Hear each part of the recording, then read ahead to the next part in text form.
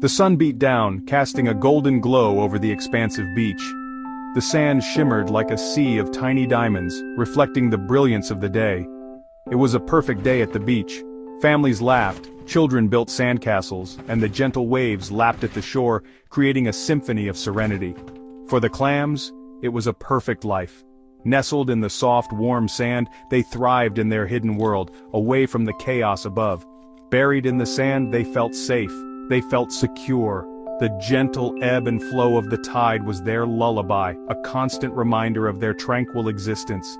They did not see the shadows approaching. Dark and foreboding, these shadows crept closer, unnoticed by the clams who were blissfully unaware of the impending danger.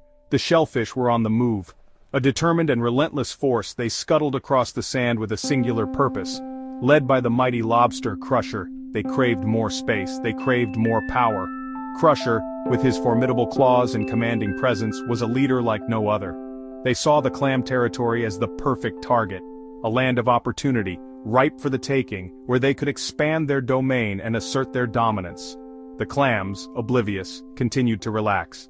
They basked in the warmth of the sun, their shells glistening, unaware of the looming threat. Their peaceful existence was about to be shattered. The tranquility they had known was on the brink of being replaced by chaos and conflict, as the shadows drew ever closer. Crusher was a force of nature. His claws snapped with power, his antennae twitched with intensity. He rallied his troops with determination. Crabs, lobsters, and snails, they all followed him without hesitation. This was his beach now. The attack was swift and relentless. The attack was brutal. Shells cracked loudly. Sand flew everywhere. The clams were caught completely off guard and unprepared. They scattered in panic, desperately burrowing deeper into the sand. Their once peaceful home was now a chaotic war zone. Word of the shellfish advance spread like wildfire. The news traveled quickly across the sandy shores, reaching every corner of the beach. The shellfish were on the move, and their intentions were clear. They were coming, and they were coming fast. Panic surged through the clam ranks. They needed help. They needed allies. The clams, usually a calm and collected community, were now in a state of disarray. Their usual serene existence was shattered by the looming threat. They knew they couldn't face this alone. Desperate, they sent a message to their oldest rivals, the oysters. The clams had no other choice but to reach out. Their survival depended on it. The message was simple but urgent. We need your help. The oysters, led by the wise old Pearl, listened intently.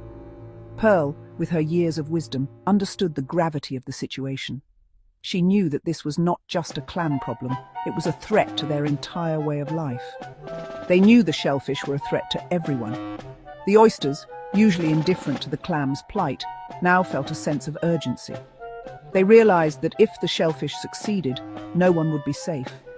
An alliance, once unthinkable, was now their only hope. The clams and oysters, once fierce competitors, now stood side by side. Their differences seemed insignificant in the face of a common enemy. The enemy of my enemy is my friend. This ancient wisdom now guided their actions. They knew that together they stood a chance. Divided, they would surely fall. They would help the clams. The alliance was formed, and with it, a new sense of hope. The clams and oysters, united in purpose, prepared to face the shellfish together. Their combined strength would be their greatest weapon. A shadow fell over the beach, casting an eerie gloom over the once serene sands. A fishing boat, the Clam Chowder Fury, was near, its silhouette growing larger as it approached the shore. This was no ordinary boat, it was a massive vessel built for one purpose. This was the enemy of all shellfish, equipped with nets and traps designed to capture every last clam and oyster. Their nets, their traps, they meant only one thing: to become dinner. The beach was littered with the tools of their trade. The clams and their oyster allies watched in horror, their shells trembling at the sight. This was bigger than their territorial disputes. This was about survival. The waves crashed behind them, a reminder of the relentless threat. They had to put aside their differences. The horizon held no promise of safety, only the looming danger of the Clam Chowder Fury. They had to work together, forming a united front against the common enemy. Their lives depended on it. Under the sunlight, they gathered, their resolve as strong as their shells, ready to face the impending threat.